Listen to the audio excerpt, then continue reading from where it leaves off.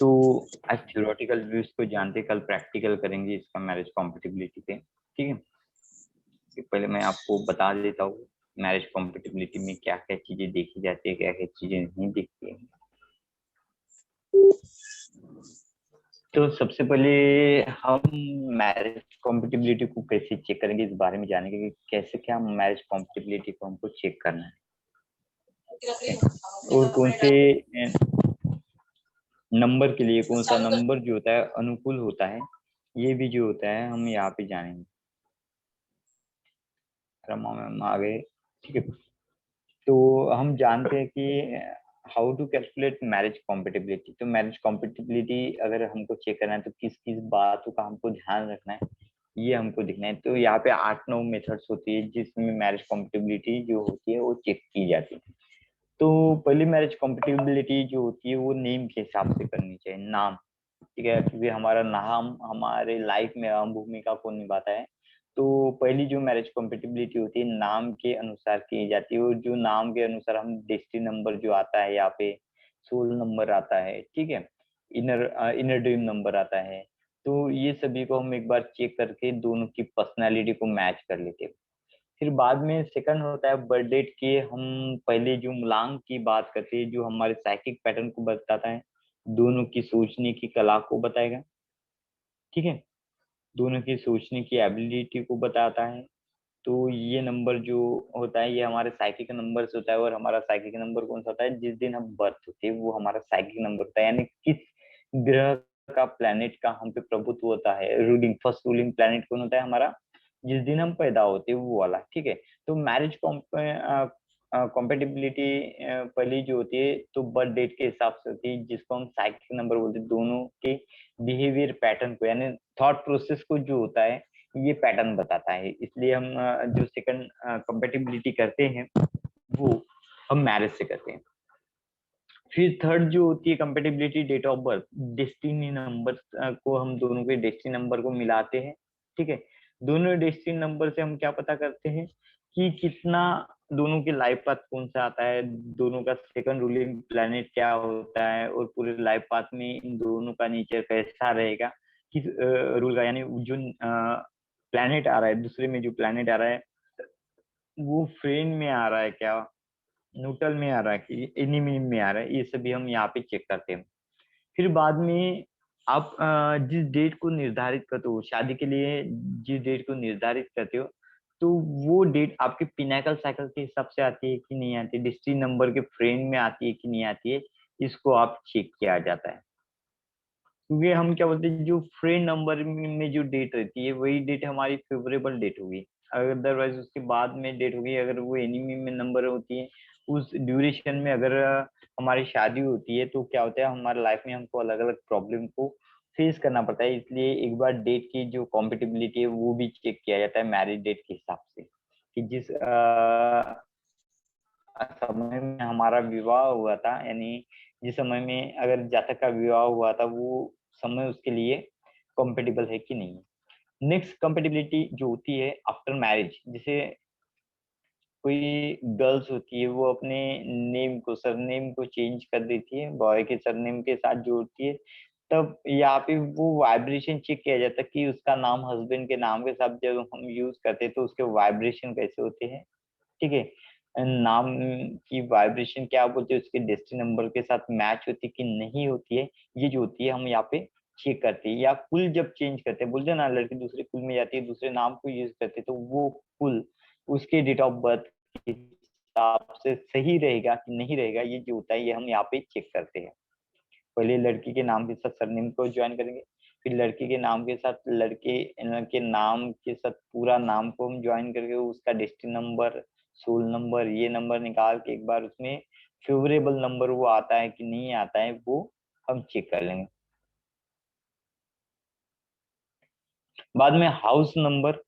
अभी जिस घर में लड़की ब्याह होके जाती है तो उस घर के नंबर को हम चेक करते हैं कि उस लड़की के हिसाब से वो डेस्टिनी नंबर होता है कि नहीं होता है।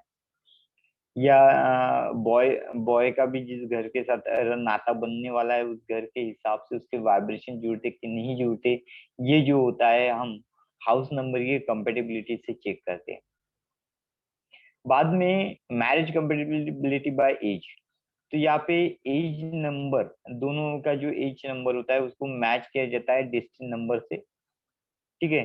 और जैसे मैरिज के टाइम में उनका एज कितना था, ठीक है, तो वो एक बार डेट को कैलकुलेट करते उसका डेस्टिनी नंबर टैली कर लेते। जैसे सपोज किसी का 2025 होगा, ठीक है, फॉर एग्जांपल किसी का 1985 होगा,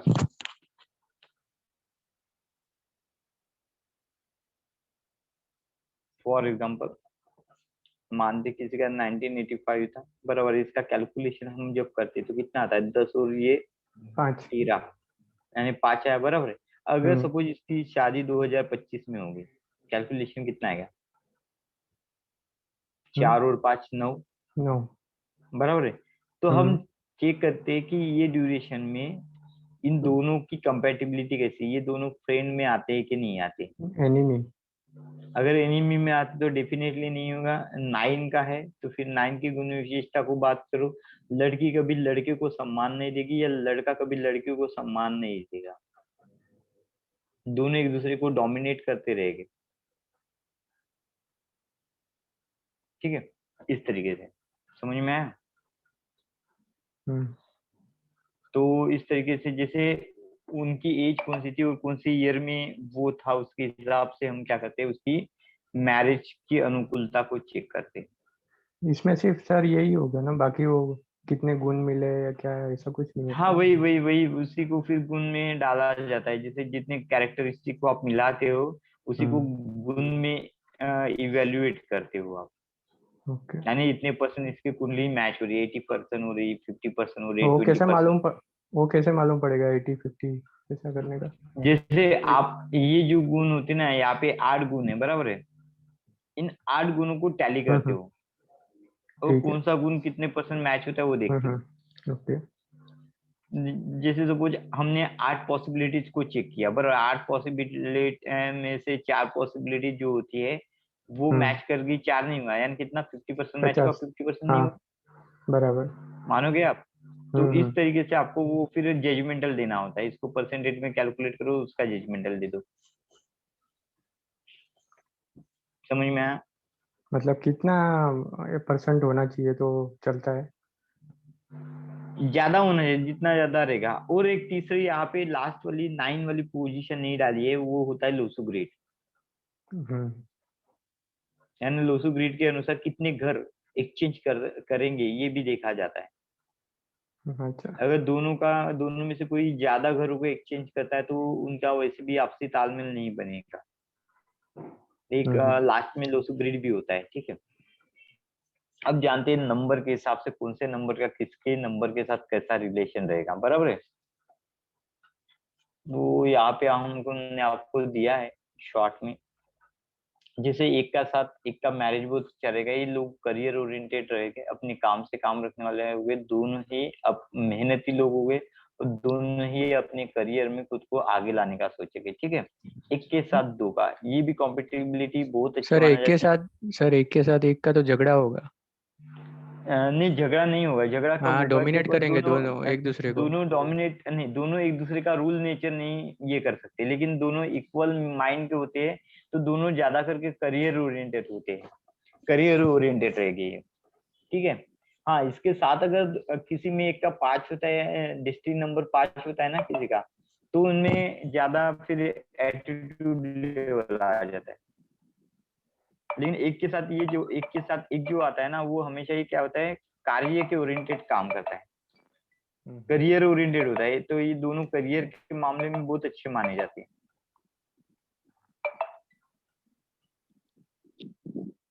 ठीक है। एक के साथ दो का कॉम्पिटिबिलिटी अच्छा माना जाता है क्योंकि दो इमोशनल होता है और एक कार्य तत्पर होता है। एक के साथ 3 का भी होता है क्योंकि एक जो होता है अपने काम से काम देता है, लेकिन 3 जो होता है थोड़ा इमोशनल होता है, आगे लेके चलता है और एक दूसरे के गाइडेंस से लोग बहुत अच्छे मुकाम तक पहुंच जाते हैं। एक के साथ 4 का कॉम्बिनेशन अच्छा होता है, एक रूल रेगुलेशन वाला होता है और दूसरा जो होता है वो अपने कामों को करवा के लेने में माहिर होता है, इसके कारण इनके जीवन जो होता है वो अच्छे से चल पाता है। एक हार्ड मेहनत होता है और एक करियर ओरिएंटेड होता है। एक के साथ 5 का भी कॉम्पिटिबिलिटी अच्छा माना गया है, ठीक है। एक के साथ 6 का कॉम्पिटिबिलिटी उतना गुड नहीं माना जाता है, क्योंकि एक करियर ओरिएंटेड होता है और एक लाइफ एंजॉयमेंट को जीना चाहता है, थॉट प्रोसेस चेंज हो जाती है। एक के साथ 7 का मैरिज कॉम्पिटिबिलिटी सही माना जाता है, क्योंकि दोनों नंबर जो होते हैं अंतर्ज्ञान के होते हैं, दोनों नंबर इंटर रिसर्च के हुए, और दोनों नंबर जो होते हैं सेल्फ डेवलपमेंट के नंबर होते हैं। एक के साथ 8 का कॉम्पिटिबिलिटी सही नहीं माना गया है, क्योंकि ऐसे बोला जाता है शनि जो होता है सूर्य का पुत्र होता है, और इन दोनों में कभी बनती ही नहीं थी। तो इसके लिए 1 और 8 का नहीं मानता है, क्योंकि एक जो होता है ये करियर से ओरिएंटेड होती है, और 8 जो होता है ये करियर ओरिएंटेड होता है, लेकिन दोनों का नेचर रूड होता है। दोनों का नेचर कैसा होगा, एक जैसा है। इसको ना कोई इस पे रूलिंग करे ये अच्छा लगता है, और उसको ना कोई उस पे रूलिंग करे ये अच्छा लगता है। इसलिए ये कॉम्बिनेशन सही से नहीं माना जाता, इनका आपसी तालमेल नहीं बन पाता है।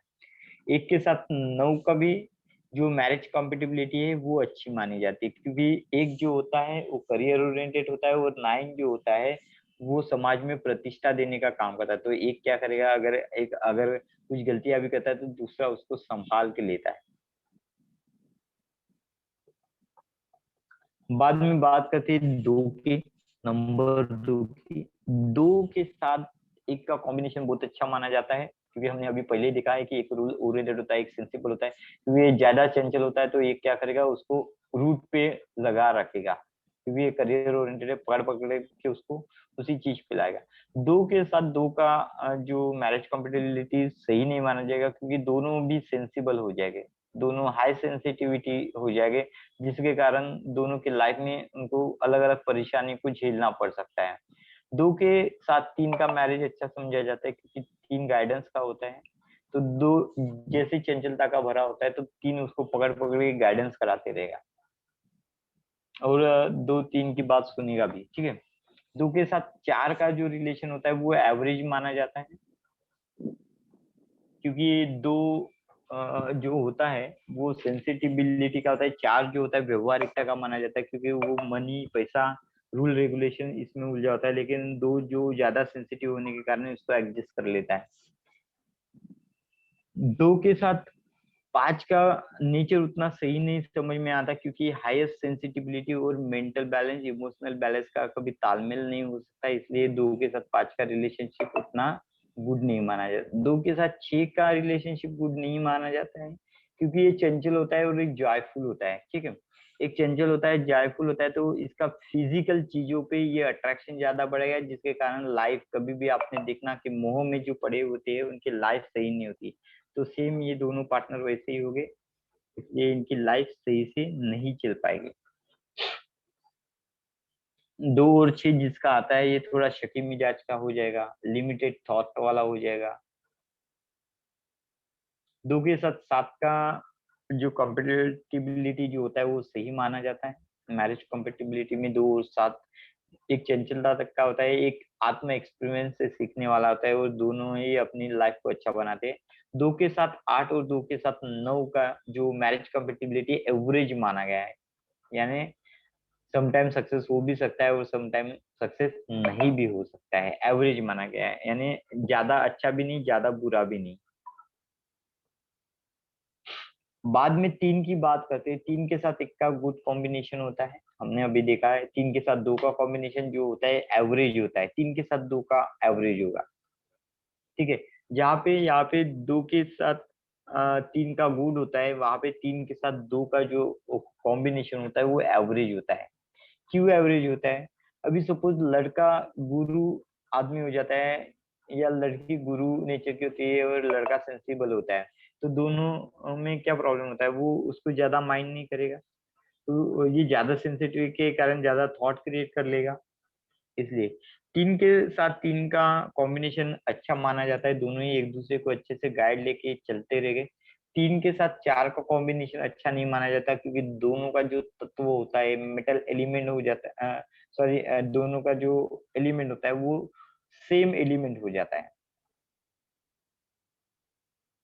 वुड एलिमेंट होता है इसके कारण, ठीक है। क्योंकि एक जैसे नेचर कभी कभी जो होते बोलते बेनिफिट नहीं देते, लेकिन 4 जो होता है रूल रेगुलेशन का होता है, वो 3 जो होता है गुरु होता है, इसको रूल रेगुलेशन में रहना पसंद नहीं होता। 3 के साथ 5 का जो कॉम्बिनेशन होता है, ये भी अच्छा कॉम्बिनेशन माना जाता है। जब ये कॉम्बिनेशन आता है इमोशनल मेंटल के साथ गाइडेंस का, जब भी कॉम्बिनेशन आता है तो इसको बिजनेस कॉम्बिनेशन बोला जाता है, अच्छा कॉम्बिनेशन बोला जाता है। ये खुद की लाइफ को अच्छे से ग्रोथ कर पाते हैं। 3 के साथ 6 का कॉम्बिनेशन अच्छा माना गया है, लेकिन जैसे राशि चक्र के अनुसार 3 के साथ 6 का कॉम्बिनेशन अच्छा नहीं मानते, ध्यान में रखना स्टोन के हिसाब से। लेकिन 3 के साथ मैरिज कॉम्पिटिबिलिटी में 6 को इसलिए अच्छा माना गया है क्योंकि दोनों नंबर जो होते हैं रोमांटिक होते हैं, दोनों नंबर जो होते हैं ओपन माइंडेड होते हैं। ठीक है, क्योंकि कभी कभी किसी में डबल 3 आता है, डबल 3 मास्टर नंबर होता है और उसको जोड़ने के बाद 6 बनता है, इसलिए ये नंबर मैरिज के लिए फेवरेबल नंबर समझा जाता है। बाद में 3 के साथ 7 का जो कॉम्बिनेशन होता है वो नॉट गुड माना जाता है, क्योंकि दोनों डिवोशनल नंबर हो जाते हैं, दोनों थोड़े रिसर्चक बुद्धि के हो जाते हैं और दोनों में शकी मिजाज आ जाता है, इजीली किसी पे ट्रस्ट नहीं कर पाएंगे। इसलिए 3 और 7 का कॉम्बिनेशन जो होता है वो अच्छा नहीं माना जाता। 3 और 8 का कॉम्बिनेशन जो होता है हमेशा ये एवरेज कॉम्बिनेशन माना गया है, क्योंकि दोनों के तत्व अलग हो जाते हैं, दोनों के गुणधर्म अलग हो जाते हैं, इसलिए 3 और 9 का कॉम्बिनेशन गुड मानते हैं, क्योंकि गुरु समाज में रहता है और समाज में उसको प्रतिष्ठा मिलती है। तो ऐसा बोला जाता है 3 और 9 का कॉम्बिनेशन हमेशा ही इनको समाज में नेम फेम को बनाए रखेगा, उसके ज्ञान की उसकी रिस्पेक्ट को बनाए रखेगा। बात करते हैं नंबर 4 की। 4 के साथ 1 का कॉम्पेटेबिलिटी सही माना जाता है, क्योंकि दोनों रूल रेगुलेशन से और मनी की पावर से भरे होते हैं। 4 के साथ 2 का जो नेचर होता है वो एवरेज माना जाता है। 4 के साथ 3 का मैरिज अच्छा नहीं होता है, 4 के साथ 4 का मैरिज अच्छा नहीं होता। 4 के साथ 5 वाले का मैरिज गुड समझा जाता है। ठीक है, क्योंकि ये अच्छे कॉम्बिनेशन को बताते हैं, जैसे आपकी चंचलता को रूल रेगुलेशन मिल जाता है तो एक कार्य सिद्धि की तरफ जाते हो आप। 4 के साथ 6 का जो मैरिज होता है वो एवरेज समझा जाता है, क्योंकि दोनों अपोजिट तत्वों को, एक है 6 फ्रीडम का होता है और 4 रूल रेगुलेशन का होता है, इसलिए ठीक है। 4 के साथ 7 का जो रिलेशन होता है एक अच्छा रिलेशन माना जाता है, इसको धन का कॉम्बिनेशन बोला जाता है, लक और धन का कॉम्बिनेशन बोलते हैं। 4 के साथ 8 का रिलेशन उतना सही नहीं होता है, क्योंकि दोनों अपोजिट नेचर के होते हैं, और 4 के साथ 9 का रिलेशन अच्छा माना जाता है, क्योंकि ये कॉम्पेटिबिलिटी नेचर होता है। ये नेचर एक जैसा होता है रूल रेगुलेशन के साथ साथ, ये समाज में अपने नाम प्रतिष्ठा तक मानते हैं, तो एक अच्छे मुकाम पे ये लोग रहते हैं। जैसे कहीं पे मैनेजमेंट स्किल इनमें बहुत अच्छी होगी, लोगों को हैंडलिंग करने की कला इनमें बहुत अच्छी होगी। ठीक है। सर 4 के साथ बाद 8 क्यों नहीं अच्छा? 4 के साथ 8 इसलिए नहीं होता है कि दोनों समान गुणों के नेचर हो जाते हैं, और दोनों के तत्व जैसे उड़ और यहाँ पे अगर अर्थ एलिमेंट हो जाते हैं, और 4 जो होता है रूल रेगुलेशन होता है, और शनि को रूल रेगुलेशन पसंद नहीं आते। ये खुद के फेज में जीने वाला इंसान होता है, खुद की लाइफ को खुद डिसाइडेड करता है, अपने काम से कार्य ओरिएंटेड होता है, इसको कहता है मेरा काम मुझे करने दे, तेरा काम तू कर। इसको लाइफ में लोगों के द्वारा इंटरफेरेंस करना अच्छा नहीं लगता, और 4 रूल रेगुलेशन का होता है, वहां पे जो जहाँ चीज उसको वही पे लगती है। अच्छा सर, आपने पीछे एक बताया 2 और 3 गुड बताए हैं, लेकिन 3 और 2 एवरेज बताए हैं, ऐसा फिर कैसे? हाँ मतलब हाँ, कि 2 ऐसा? और 3, अगर 2 जो होता है, 2 अगर 3 के साथ आता है तो वो 3 के प्रभाव में रहता है, बराबर है, लेकिन 3 2 के प्रभाव में नहीं रह सकता। बात तो वही रही ना सर, 3 और 2 2 बात तो वही रही, लेकिन एक बात कैसे एक देखो। 2 करेगा, एक 3 करेगा। हाँ, रूलिंग प्लैनेट क्या होता है, देखो यहाँ पे एक बात समझ लो, रूलिंग प्लैनेट क्या होता है। जैसे 3 है, 3 गाइडेंस का होता है, सेंसिबिलिटी का होता है, बराबर है, वो मैनेजमेंट का होता है, अच्छे गाइड का होता है। तो 3 नंबर वाला 2 का गाइडेंस इनका साथ अच्छा रहेगा, बराबर है, लेकिन 2 3 का गाइडेंस नहीं सुनेगा। तो इसमें कॉम्पेटिबिलिटी हस्बैंड होती का है। मतलब 3 होना चाहिए, ये कहना हाँ, चाहते दोनों हैं? में से एक का अगर 3 रहता है तो थोड़ा प्रॉब्लमेटिक जाता है 3 और 2 का। एवरेज इसलिए एवरेज बोला कि वो यहाँ पे आ सकता है, इसको बुरा भी नहीं बोला, वो न्यूट्रल फॉर्म बोला है कि एवरेज में रहेगा, बुरा भी नहीं, एवरेज में रहेगा वो। अब बात करते हैं 5 के साथ 1 की, तो ये मैरिज कॉम्पेटिबिलिटी अच्छी हो जाती है। 5 के साथ 2 की मैरिज कॉम्पेटिबिलिटी अच्छी नहीं मानी जाती। 5 के साथ 3 की क्वालिटी गुड मानी जाती है। 5 के साथ 4 की क्वालिटी गुड मानी जाती है। 5 के साथ 5 की क्वालिटी गुड मानी जाती है, ठीक है। 5 के साथ 6 और 7 की क्वालिटी जो होती है वो एवरेज आती है, और 5 के साथ 8 गुड में आता है, 5 के साथ 9 जो होता है एवरेज में आता है। अब ये इतने क्यों होते, खाली 2 ही इसके साथ क्यों नहीं मैच होता, क्योंकि हमने देखा 2 और 5 जो होता है हाईली सेंसिबल का होता है, एक इमोशनल मेंटल बैलेंस करने के लिए रखता है और दूसरा सेंसिबल होता है, और बाकी जो है गुड है। तो 5 वाला जो होता है इमोशनल मेंटल बैलेंस के चक्कर में ये हर एक को एडजस्ट करते जाता है। अभी 2 के साथ ही क्यों नहीं एडजस्ट कर पाया, तो इसका ये क्वेश्चन का आंसर ये होता है कि दोनों अगर सेंसिबल हो जाएंगे तो उनकी लाइफ कभी अच्छे से नहीं चल पाएगी। दोनों हमेशा ही आंतरिक क्रियाओं में यानी बोलते ना, दोनों आंतरिक प्रॉब्लम में जूझते रहेंगे,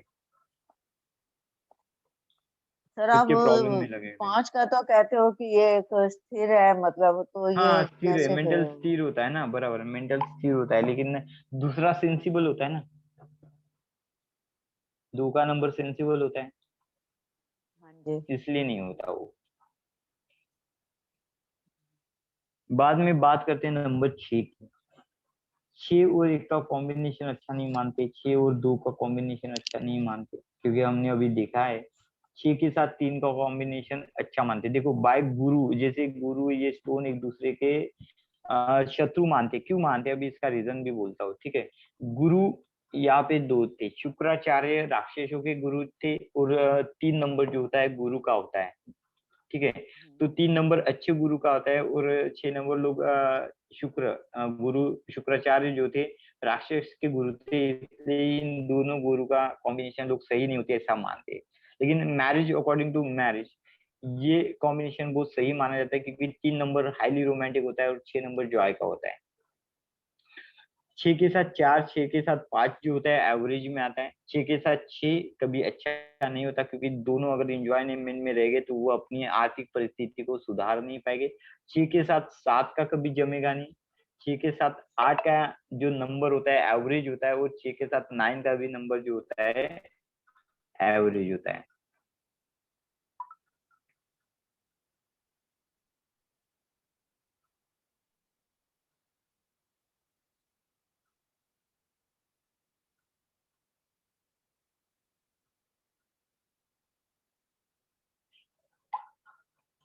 ठीक है, यहाँ पे 9 के साथ 6 के साथ 9 का जो मैरिज कंपेटिबिलिटी गुड क्यों माना गया, क्योंकि ये जॉयफुल रहता है हमेशा, ये बाहर की चीजों के प्रति होता है, और 9 भी जो होता है सोशल होता है, तो उसको 9 भी भी क्या होता है सर? लोगों में ने फिर 9 जो होता है सोशल होता है, वो सोशल में अपने नाम को बनाने का देखता है। ओके। जैसे 6 और 3 भी वैसे ही होता है, इसको लोगों का सहयोग अच्छा मिलता है, तो इनको लोगों में नाम प्रतिष्ठा बनाना अच्छा लगता है। 9 नंबर वाले को लोग अच्छा बोले, लोग अच्छा कहे नहीं, तो इसके कारण ये कॉम्बिनेशन जो होता है अच्छा माना जाता है। बाद में बात करते हैं 7 नंबर की। 7 नंबर का जो है उस कॉम्बिनेशन की बात करते हैं। 7 के साथ 1 का मैरिज गुड होता है, 7 के साथ 2 का मैरिज गुड होता है, 7 के साथ 3 का मैरिज गुड नहीं समझा जाता, 7 के साथ 4 का मैरिज गुड होता है, 7 के साथ 5 एवरेज होता है। बाद में 7 के साथ 7 से लेके 9 तक जो पूरे नंबर जो होते हैं नॉट गुड माने जाते हैं। क्यों, क्योंकि ये बहुत रिसर्चर बुद्धि का होगा, ये आत्म परीक्षण का होगा, ये अपने से सीखने वाला होगा, तो इसका ज्यादा करके कॉम्बिनेशन जो होता है 1 और 2 के साथ ही अच्छा रहता है, ज्यादा करके कॉम्बिनेशन। 7 और 4 का आता है तो ये मनी ओरिएंटेड हो जाता है, क्योंकि दोनों जो होते हैं इनको बोलते हैं ना बाय लकली मनी बहुत अच्छा आएगा।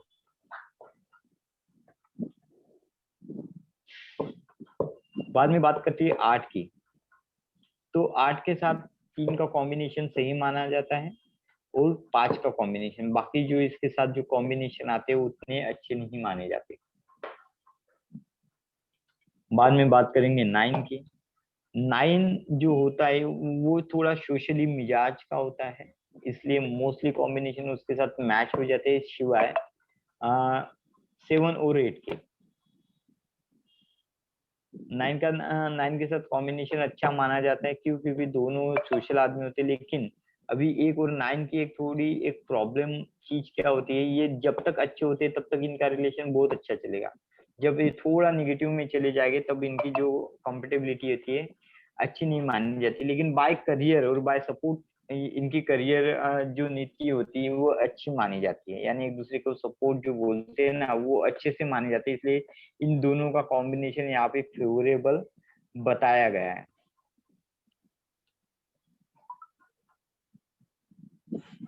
समझ में आया सर मैरिज कॉम्पेटेबिलिटी का? लड़के का 25 तारीख थी डेट ऑफ बर्थ और लड़की की 31 है, तो 7 और 4 हुआ ना, तो फिर उनका क्यों नहीं सही बना?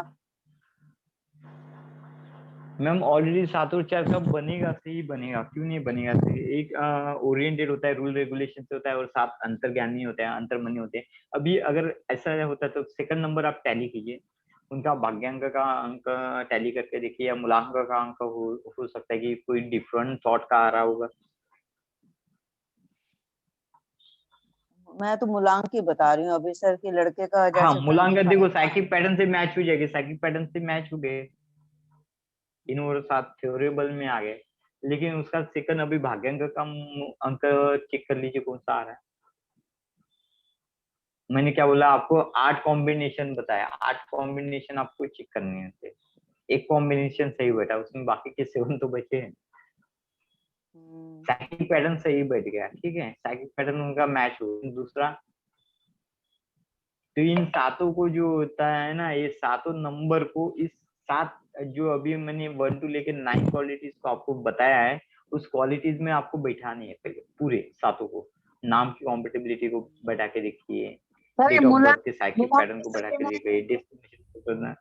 मूलांक मूलांक ये 7 नंबर के साथ मैच करना है, मूलांक 7 मूलांक नंबर के साथ मैच करना है। 7 या 8 नंबर बताए ना मैंने आपको, हाँ। मूलांक के साथ, मूलांक या बाकी सभी 7 चीजें मैंने बताया ना क्या क्या मैच करना है आपको, उन 7 के साथ ये कॉम्बिनेशन मैच करके देखना है। एक चीज से नहीं होता है, 7 चीजें मैंने 7 या 8 चीजें बताई ना आपको कॉम्पेटिबिलिटी चेक करने के, तो उन 8 चीजों के साथ इन सभी हाँ। चीजों को मैच करके देखिए। उसके बाद में उसको एवरेज में कैलकुलेट कीजिए कि 8 गुणों के साथ उनके यानी कितने लोसो गुण मैच होते हैं।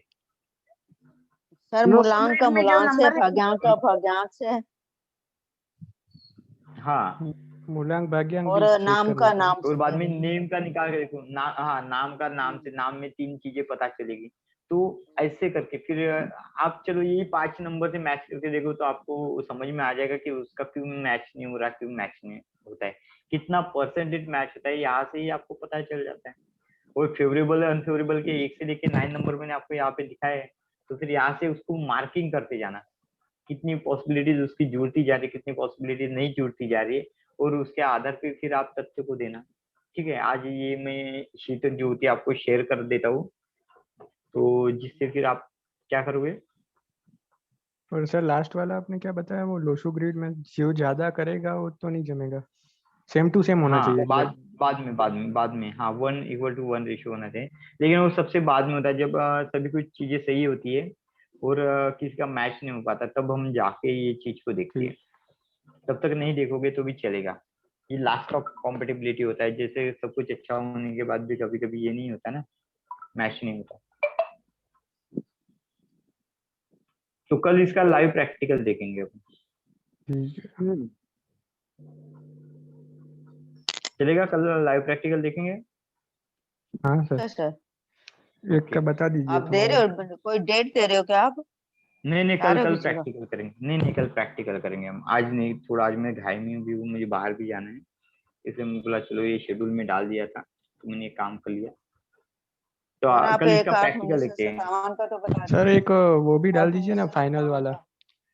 सर फाइनल कौन सा एक फाइनल? फ्रेंड एनिमी का एक डाल दीजिए ना, वो अलग अलग बहुत दिख हाँ रहा है। ठीक है ठीक है ठीक है, मैं वो वाला भी एक बता देता हूँ। मैं कल देख के आपको डाल देता हूँ अच्छे से उस वाला। हम्म। मेंबरशिप में डालूं? हाँ पीपीटी मैरिज कॉम्पिटिबिलिटी वाली, हाँ हाँ, मैंने हाँ। वहाँ पे डाल दी है, ठीक है। आप देख लो वहाँ पे, मैंने किसमें पीपीटी डाला है आपको सर? देखिए, किसमें डाला है? मेंबरशिप में डाला, मेंबरशिप में।